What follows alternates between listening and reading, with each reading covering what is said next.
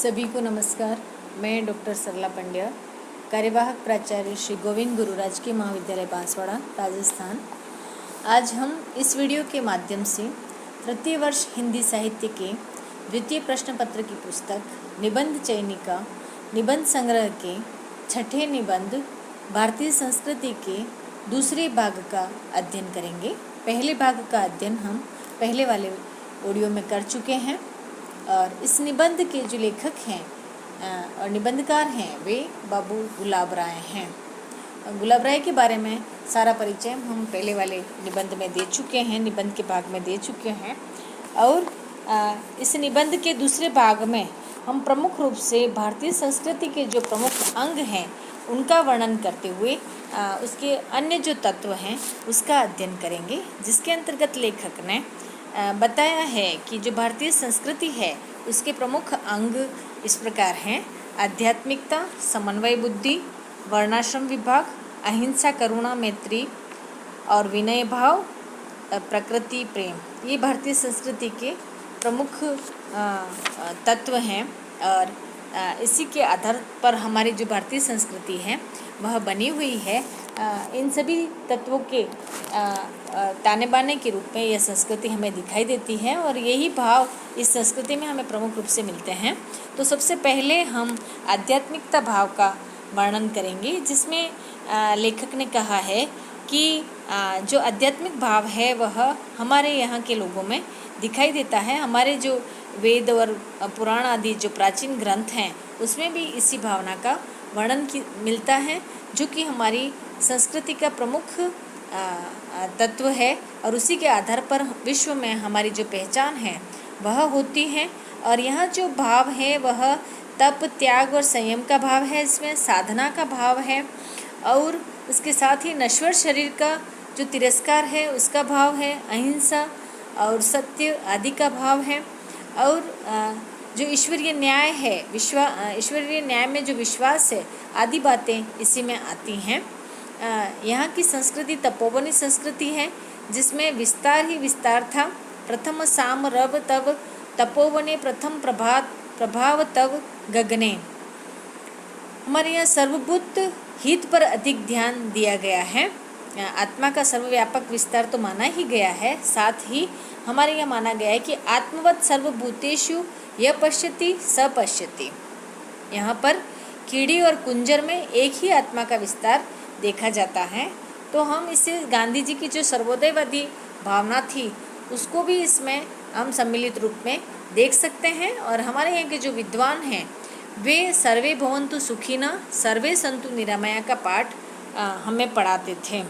इसी प्रकार से इस नश्वर शरीर के त्याग के भी बड़े बड़े उदाहरण हमारे प्राचीन ग्रंथों में मिलते हैं, जैसे कि शिवी, राजा शिवी, दधीची, मोरध्वज आदि। उसी प्रकार से महाराज दिलीप ने गुरु की प्रसन्नता के लिए नंदिनी नाम की गौ को चराने का व्रत धारण किया था और उसकी सिंह से रक्षा करने के लिए उन्होंने अपने प्राणों को भी उत्सर्ग करने के लिए कहा था। और वे सिंह से कहते हैं कि यदि तुम मुझ पर दया ही करना चाहते हो तो मेरे यश शरीर पर दया करो। पंचभूतों से बने उस हुए नाशवान शरीर के पिंडों पर मुझे जैसे लोगों की आस्था नहीं होती है। इस प्रकार से हमारा यहाँ का जो साधना का मार्ग है वह तप, त्याग और संयम का मार्ग रहा है। और बौद्ध, जैन और वैष्णव सभी लोग इन गुणों की सराहना करते हैं। इस प्रकार से हमारे यहाँ की जो आध्यात्मिक भावना है वह मौन और बुद्धि से परे जाती है और यहाँ आत्मा का साक्षात अनुभव होता है। आत्मा ही परमात्मा माना जाता है। इसलिए हमारी संस्कृति और पाश्चात्य संस्कृति और दर्शन में अंतर पाया जाता है। हमारा जो दर्शन है वह आत्मा का दर्शन है, जबकि पाश्चात्य दर्शन है वह बुद्धि विलास का के रूप में ही हमें दिखाई देता है। भारतीय संस्कृति के दूसरे प्रमुख अंग के बारे में हम वर्णन करें, तत्व के बारे में वर्णन करें तो उसमें समन्वय बुद्धि का भाव मिलता है कि जो समन्वय भावना है सभी वस्तुओं के बीच में, सभी भावों के बीच में, सभी मनुष्यों के बीच में जो समन्वय भाव है वह हमारे यहाँ अधिक रूप में दिया जाता है, अधिक रूप में दिखाई देता है। तुलसीदास जी ने भी, जो कि भारतीय संस्कृति के प्रतिनिधि हैं, उन्होंने भी समन्वय बुद्धि से ही काम लिया था। उन्होंने शैव और वैष्णवों का ज्ञान और भक्ति तथा अद्वैत और विशिष्ट अद्वैत का समन्वय किया था। उसी प्रकार से लेखक ने प्रसाद की जो कामायनी है उसमें भी उसी ज्ञान, इच्छा और क्रिया का समन्वय भाव मिलता है, उसका वर्णन किया है। मानव कल्याण में ज्ञान, इच्छा, क्रिया का पार्थक्य बाधक होता है। वे लिखते हैं, ज्ञान दूर कुछ क्रिया भिन्न है, इच्छा पूरी क्यों हो मन की, एक दूसरे से न मिल सके, यह विडंबना है जीवन की। लेखक ने तीसरे प्रमुख तत्व के रूप में भारतीय संस्कृति के अंग के रूप में वर्णन किया है, वह है वर्णाश्रम विभाग, जिसके अंतर्गत हमारी जो कार्य विभाजन की व्यवस्था है उसको समाज में 4 भागों में बांटा गया है और प्रत्येक भाग के जो अलग अलग व्यक्ति हैं वे उनका जो कार्य है वह श्रेष्ठ माना जाता है। ये 4 जो भाग हैं वह ब्राह्मण, क्षत्रिय, वैश्य और शूद्र के रूप में हमें दिखाई देते हैं, लेकिन सबका जो महत्व है वह हमें समाज में मिलता है। और हमारे जो समाज सुधारक और प्रचारक हैं उन्होंने भी सभी जो हमारे वर्ण व्यवस्था है उसमें एकरूपता या समन्वयशीलता को ही प्रमुख माना है और उन्होंने सबको ये कहा है कि पुरुष सूक्त ने तो चारों वर्णों को एक ही विराट शक्ति का अंग माना है। ब्राह्मणोस्य मुखमासित बाहुराजन्यकृत शूद्र भगवान के चरणों से निकले। इसी आधार पर कविवर मैथिली शरण गुप्त ने उन्हें सूरसरी का सहोदर कहा है।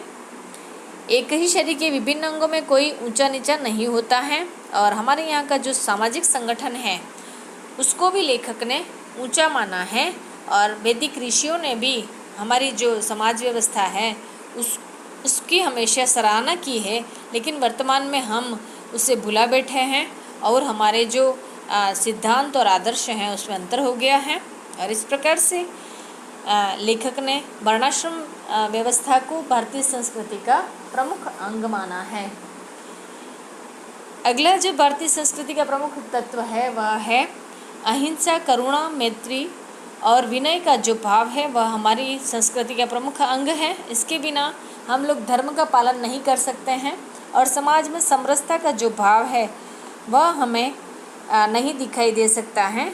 इसलिए इन भावों में अहिंसा, करुणा में मुख्य भावना अहिंसा की है और यह अहिंसा भाव ही करुणा, मैत्री तथा विनय जो है वे अहिंसा व्रत को पालन करने में सहायक होते हैं। और हमारे यहाँ कहा गया है कि सत्यम ब्रूयात प्रियम ब्रूयात, यानी सत्य बोलें लेकिन प्रिय बोलें, और साथ ही करुणा प्राय छोटों के प्रति, मैत्री बराबर वालों के प्रति और विनय बड़ों के प्रति हो, तभी समाज में जो श्रेष्ठ वातावरण है वह पैदा हो सकता है। और विनयशील का एक अंग है, उसे बड़ा आवश्यक माना गया है। इस प्रकार से भगवान कृष्ण ने ब्राह्मणों के विशेषणों में विद्या के साथ विनय भी लगाया। विद्या विनय संपन्ने ब्राह्मणे, विनय भारतीय संस्कृति की विशेषता है।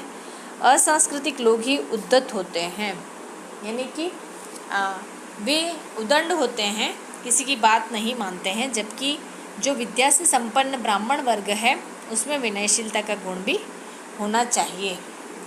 लेखक ने भारतीय संस्कृति के अंतिम प्रमुख तत्व प्रकृति प्रेम को लिया है, जिसमें उन्होंने बताया है कि हमारे यहाँ की जो भारतवर्ष की प्रकृति है वह विशेष पूजनीय रही है, श्रेष्ठ रही है और तीनों जो ऋतुएं हैं उसमें पैदा होने वाली ये प्रकृति अपने विभिन्न भावों के साथ में हमें दिखाई देती है।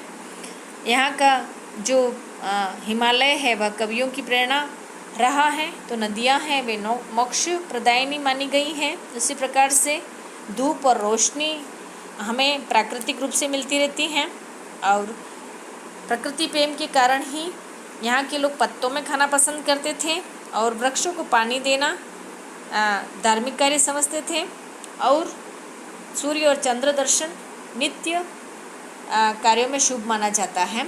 उसी प्रकार से यहाँ के पशु पक्षी, लता, गुल्म, वृक्ष तपोवनों के जीवन अंग बन गए हैं। उन्होंने शकुंतला के पतिगृह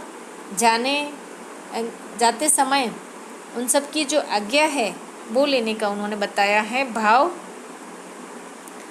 कि शकुंतला वह किस प्रकार से जंगल में रहती थी और जो प्रकृति के साथ में उसका नियमित बातचीत होती थी, प्रकृति का वह संरक्षण करती थी। तो जब वह अपने पति गृह जाती है तो उन सब के साथ में वह बातचीत करती हुई प्रतीत होती है। पीछे पीवत नीर जो पहले तुमको प्याए, फूल पात तोड़ती नहीं गहने हूँ के चाय। जब तू फूलन के दिवस आवत है सुखदान, फूली अंग समाती नहीं उत्सव करत महान। सो यह जाति शकुंतला आज पिया के गेह, आज्ञा देहु पयान की तुम सब सहित स्नेहा। इसके साथ ही हमारे यहाँ पारिवारिकता पर भी विशेष बल दिया गया है और शोक की अपेक्षा आनंद को अधिक महत्व दिया गया है। तभी यहाँ हमारे जो नाटक हैं उसका शोकांत नहीं होता है, हमेशा आनंद के रूप में ही उनका अंत होता है नाटकों का।